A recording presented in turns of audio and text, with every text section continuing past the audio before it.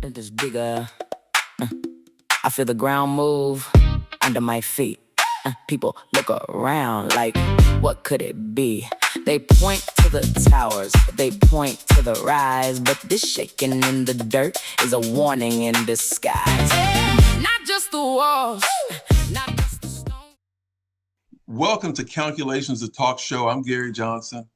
I got a special guest that I'm really excited about. His name is Ralph Rolle. And Ralph's going to talk about his business, dearfamilystories.com. You know, Ralph, millions of people probably know you or maybe not know you as the drummer behind some of the biggest names in music, such as, Lady Gaga, Nile Rodgers and Chic, D'Angelo, Erykah Badu, Shaka Khan. But today I want to talk about entrepreneurship. You built Soul Snack cookies into a national brand, and now you have Dear Family Stories that really intrigues me. So Ralph, welcome to the show. How you doing? Brother, I'm good. Thank you, Gary, for having me, man. Uh, I did some research, a little bit of background on you, and I want to start by asking you to just talk a little bit about your mother and Ah. how your mother and chili changed the direction of your life. Well, my mother name is Rose Roll. I grew up in the projects in the Bronx River Houses. It's one of the jump off points for hip hop. Started with a gentleman named Africa Bambaataa who lived in my building on the first floor.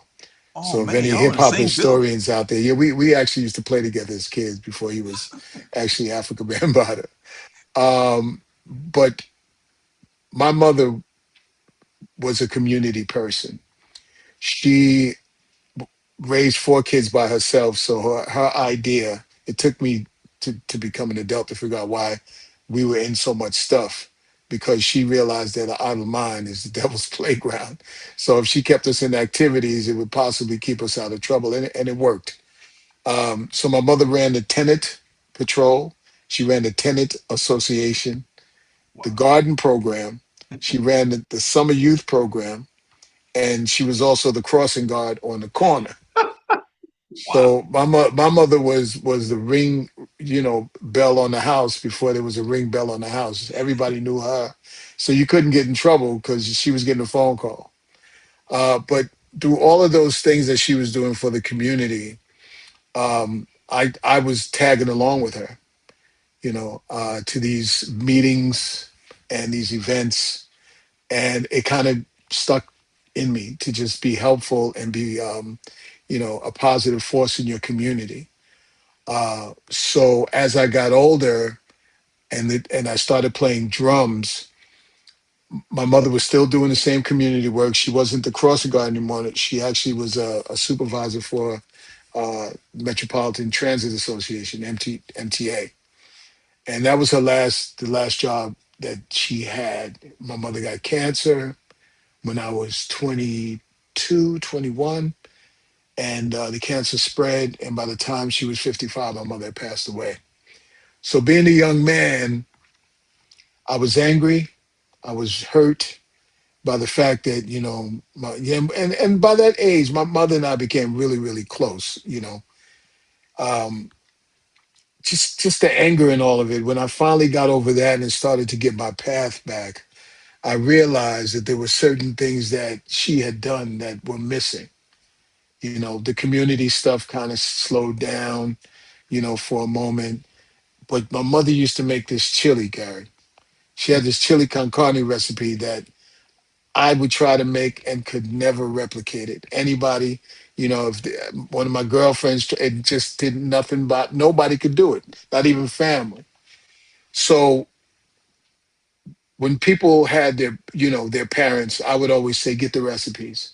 And they would go, what are you talking about? I said, listen, because I promise you, once those recipes are gone, they're gone forever. I don't care what you try to do, it's not going to work. So present day, after I got the cookie company, which is now 30 years old, we did a lot there. We got into Walmart, we got into Kroger, and the entrepreneurial spirit, as you know, Gary, when it bites you, you're bit. So I've created other platforms, this being one of them, Dear Family Stories. But it started with me just trying to digitize um, recipes, telling people to digitize your recipes that you can share and collaborate with family members uh, around the world. Because once it's on the internet, you could just, and it's a secure site, you can send it to your friends or and family, or you can collaborate with family on the platform. That was the thinking. But as I started building it out, I said, you know what? I think this could be something where people can preserve uh, their family legacies. It's not just about recipes anymore. It's about, you know, Uncle Jimmy's crazy stories, pictures, anecdotes that people had, for the family, and jokes. Just I remember the time when so and so, or people can write it or they can put it in a video form. We have all of these different sections on Dear Family Stories, and it started to grow into something that I was very, very proud of, because I realized something after losing my mother, that family legacy is generational wealth in a big way. When you have everyone has a family legacy, good, bad, and indifferent. It's generational wealth, because your kids, your grandkids, your great great grandkids, and your great all the way on down the line can now have this storybook of your family that most families just don't have. They go to different genealogy sites to get that done, but there's nothing that's actually getting the family together in a reunion kind of way where they can talk about stuff. And that's why I created Dear Family Stories. The collaborative part of the website is absolutely free. You can invite family members to collaborate for free. The goal here wasn't to break the bank. I'm not trying to get rich doing this. Most sites like this that you can write a book, they're monthly and you have to pay monthly. This is a one-time fee, lifetime membership of $29.99. And you can come back as much as you want. Once you hit I'm done and the book is closed, the next time you want to start something else, it's half the price. So I just want people to be able to secure their family history, their family legacy, their family codes, their family jokes, their family recipes, everything that's part of the family. Put it here. Make sure that Man, people know it. So there's one thing that I created that I haven't seen anybody else do, and I'm really glad that I figured this out. You can make this into a hard copy as well. But because there's video uploads and there's collaboratives on that level, I created in the book there would be a QR code that you can scan that will play the soundbite or the video. Nobody's man, nobody's doing that. Nobody's done it. So $29.99 for life, and I'm just trying to collect people's life stories that they can have forever. you have my head spinning. My mother's side of the family, we're big into family.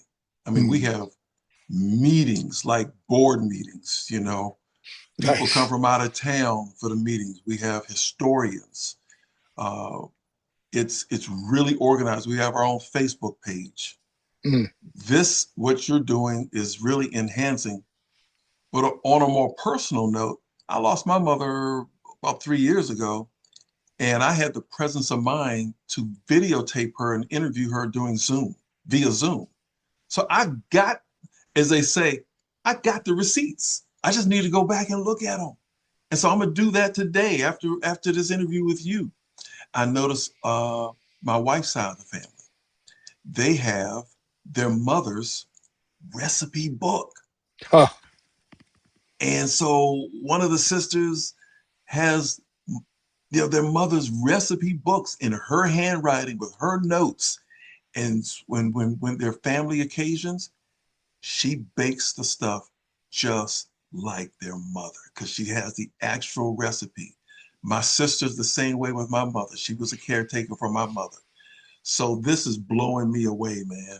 And I'm sure for some of the people watching, this is going to be a big deal because well, there was something you said, man, about this. You described the family information as like generational wealth. oh, it absolutely is.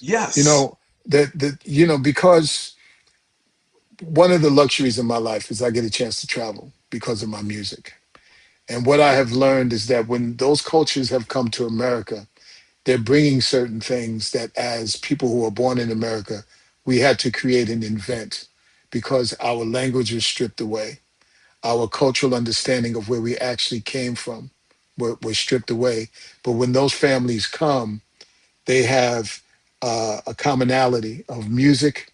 They have a commonality of different songs, language, dress, ceremonies that they bring from their countries, and that's something that we don't have here because we have been a hustling um, culture from the time we were brought here, and it's never really stopped. So my idea is now let's preserve all of what we have in one place that your great great great great grandkids can now have it because it's been digitized. You can Yes. download it, you can make it into a book. That is generational wealth that you can pass along because Uncle Gary had a podcast that started, and before you know it, it blew up. Really? My great great great uncle had. Yeah, that's the point. That's the Yep. point. Now they can think they can do the same things because you did it back then. Because it will be back then. You know, um, I got two questions connected to what you're saying. Yes, First sir. question: what happens to a family when they lose their stories? You got, well, I could tell you from my standpoint, when things are gone, it, it something becomes very dark and missing in the life because now you got to try to piece it together. You know, just recently I received a folder from my sister from our first cousin of photos I've never seen, never ever ever seen, which kind of summarizes everything that I'm talking about. Is putting those things together for other family members to enjoy is important, but when it's gone, it takes a part out of your life. It takes a part out of the forward motion and growth and understanding of what your family had gone through and where they came from. So now we can have our own legacies here in America. But everybody now in the family knows what it is. It's not just You word of know, mouth anymore. connected to that question is, in your view, based on your experience, how does knowing where you came from change where you're going? In my opinion, um, my uncle Ralph, who I'm named after, who who after I was born, soon after, well, not even after I was born, when my mother was pregnant with me, a few months later, he got his wife was having a baby, and he named him Ralph. So there was three Ralph Rolles running around New York. But my uncle Ralph at 96 used to sit down, sharp as a tack, man, and just tell me stories of my father and his five brothers when they came up to New York, the Rolle brothers, you know. And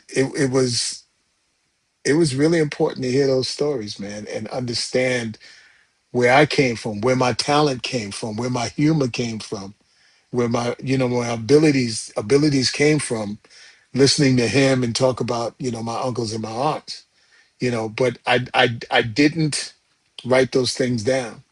And my uncle passed away a couple of years ago before I developed this platform because I should have sat down with him and got all those stories because it would have been very important. You know, I have behind me in my office here a picture of it's the original picture of my mother's wedding and the wedding party, and I'm looking at these aunts and uncles in their 20s, and some of uh, my mother's cousins and aunts, and they're still living. One's 95, one's 96. He just won a swimming competition in his age Mm. group. So you got me jacked up, man. I Le- mean, But brother, I'm so glad I did because I want people to grab their phones and start taping everything they say. I don't care if it's in short bits or in long sit down moments, but grab it all and then put it on Dear Family Stories and share it with the rest of your family. Let people know what this legacy is all about. Let them add to it. Let them do everything on the platform so you have this great body of work at the end of the day. Well, how has this changed you personally? Um, there's a sense of uh, deep accomplishment because I feel like I'm doing something for our people, and it's something that's been missing. And the joy of doing this has just made me want to even work harder. I've developed other platforms. I mean, I'm truly a serial entrepreneur, but it's realizing when I created this and the cookies, what's possible. So one of the things that I'm always doing is trying to motivate young entrepreneurs to move forward, and those that are thinking about being entrepreneurs, what it takes, because it's definitely a certain mindset. So I'm very proud of that I can pass these messages on to other people from proof, not just from me, infomercialing going, you can do it out there. No, you know, and I ain't got a doggone pot that, you know, no, Yeah. I'm showing through example, and that is something for me to be very proud of because it's needed and it's necessary. You're speaking my language. I'm a former corporate trainer, leadership development coach, so I'm always looking for calls to action. So when Mhm. this interview gets finished, before it gets finished, people are going to be able to do something tangible with this as a result of this interview the moment they turn it off or finish watching it. That's how I construct these kind of shows. Um, have you ever run across a story that just blew you away? Is there a story that just surprised you? There are quite a few. Some of them are stories of great recovery and comeback from diabolical situations in people's lives. You know, you grew up north in D.C. I'm from Yep. New York. The amount of people that we have seen that has succumbed to, the streets, and but Yeah. have come back from it. You know, is amazing. There's a young man right now. His name is Terrence. Terrence, excuse me, Terrell. Terrell just got out of prison for 23 years for a crime he didn't commit, and he became a public speaker. And when I tell you this man is dynamic, it's dynamic to see the transformation of what he had gone through being out in these streets, you know, selling drugs, cripping and blooding, and all of that, to the cops just basically saying, we had enough of you being a wild teen, locked him away first at Spofford, and then got something pinned on him. And his story is, when I went to prison, I was illiterate and no one knew it. I couldn't read or write. And that caused me a lot of angst throughout my life. And from being locked in solitary for so long, then his mother died and they wouldn't let him go see his mother. you know that turnabout when he came home. I supported him from the day he walked out. I mean, day two, me and him have locked together, and now he's a supervisor for a program for kids that are basically have come from the same situation. So one thing that I say is, as compared to what, I use that phrase a lot, and what it means is, when you think you're having a bad day, when you think life is really kicking you in the butt and all is wrong, and you got to ask yourself, as compared to what? Because there are people in other places that don't have running water, they don't have a clinic or urgent care or a hospital.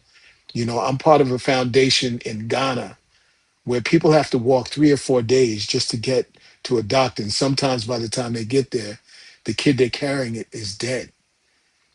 So I'm very proud of the fact that I can go out and help. But those are the kind of things that have devastated me. It's like, I use the phrase, as compared to what, and it calms me down, because what I'm going through does not compare to what a lot of people in this world are dealing with.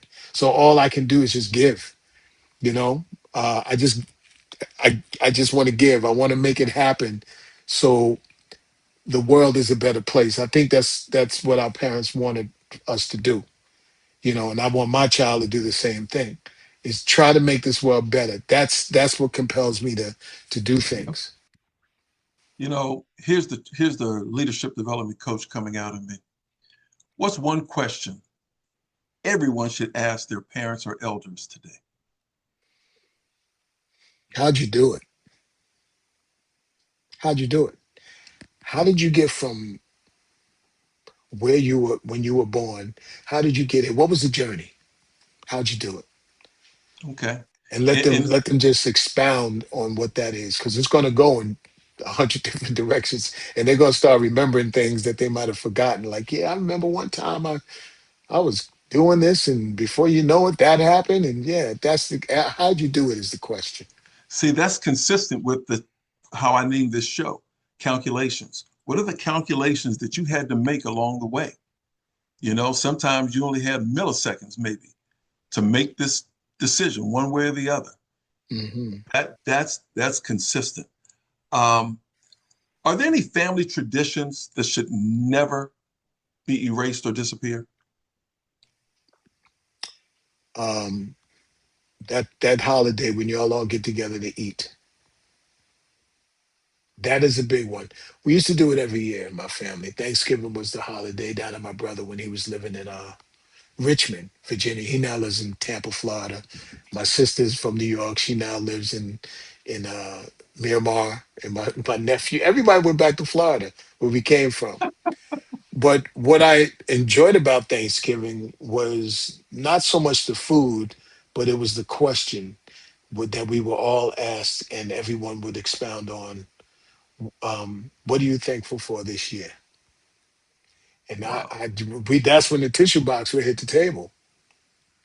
I'm telling you, every Wow. year it was like people are just thankful for so much, So there's tears everywhere. I mean, I don't think it's ever a person at that table just to answer that question. What are you thankful for this year? Very simple question, and the emotion that comes out because you basically got through another year. You made it through some things. Maybe you got enough to save the mortgage for the house. Maybe you got that degree, had your first child, got over, recovered from cancer. It could be a plethora of things, but that holiday for me is that dinner, that one thing a year that I love. Wow. Let me close out our interview by creating a scenario. Yes, sir. So here's a scenario. Um, Imagine a 10-year-old child, let's say a grandchild, and they're watching this interview, and they're probably thinking, it's just my grandma, my granddad. But what would you want that young person to understand about the treasure that's sitting in front of them in the form of their grandparents every time they talk to grandma or granddad? A child of 10 is enjoying their life. They don't realize how good they got it. They ain't got no bills. I'll say it again. They ain't got no bills. They, just enjoying getting up in the morning. Somebody's catering to their every need. But to get them to understand that without being too heavy, that these grandparents are treasures, and you need to sit with them and listen to ask them questions about anything. It could be SpongeBob questions. It doesn't matter. Just see what they're going to answer. Try to get that child to understand that importance is an amazing thing. To try to get that to happen. I don't know if it can because of their focus, but that's what I would ask. I have a nephew who's 11 now, and the transformation that this young man has made over the last 3 years of his life, because he was almost nonverbal. His nurturing in the early stages of his life, and my sister, who is a retired teacher, and her husband, who's a trainer and a teacher, moved down to Florida to help him. Now he won't shut up. He just asked all the questions because they nurtured him. So it's the nurturing of us to that person to let them understand the importance of their grandparents. That's a hard one, but it's an important one. Talk to them, learn from them, be inquisitive, be imaginative, but make sure that you understand that it's important, to talk to them. Wow. I said that was going to be my final question, but I lied. I got one more. Here's Yes, my sir. scenario.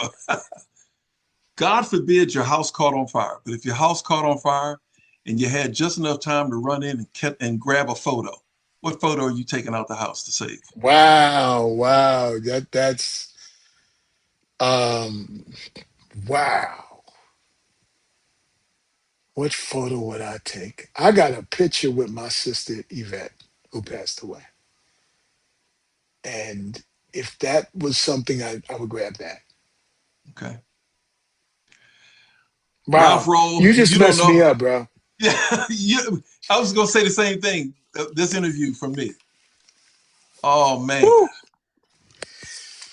Oh, I appreciate you, man. And I think people who watch this, uh, we done changed some people's perspective tonight. I'm Well, telling you.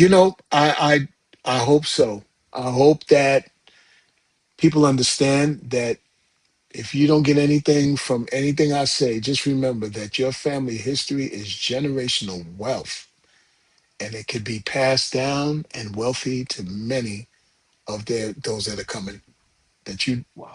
don't even see or won't even know 100 years from now. But they now have something that they can tangibly give to them in one place. Ralph Roll, I can't thank you enough. This interview is going to be on blackmeninamerica.com. It's going to be on our social media channel on YouTube and on all our Facebook pages and all that stuff, Instagram, X. It's been a pleasure having you here, and I thank you for being a guest on Calculations. Thank you very much. Gary, it was incredible meeting you. I felt like I've known you forever. Same here, brother. Me and brother Gary had a moment before the tape ran, and I just want to let y'all know that this man is the truth. This man is definitely he's impacted me in a great way in a short period of time, and I thank you, brother. Thank you, and I'm Gary Johnson for Calculations, and until next time, we are out of here. And when enough is enough, when the mercy grows thin, the shaking starts speaking. Shake it up, shake it up, shake it up, shake it up, shake it up, shake it up, shake it up, get it right. Shake it up, shake it up. Tonight, he's not pleased, he's calling us here. That tremble in the ground means his return is near. If the sky goes dark and the walls come down, still call on mercy. When the judgment sounds, let the proud fall low, let the broken rise. Before it all crumbles, open up your eyes. Shake it up, shake it up, get it right. Shake it up, shake it up, tonight. He's not pleased, he's calling us here. That tremble in the ground means his return is near. Shake it up, shake it up, all around. When he has had enough, it all comes down. Shake it up.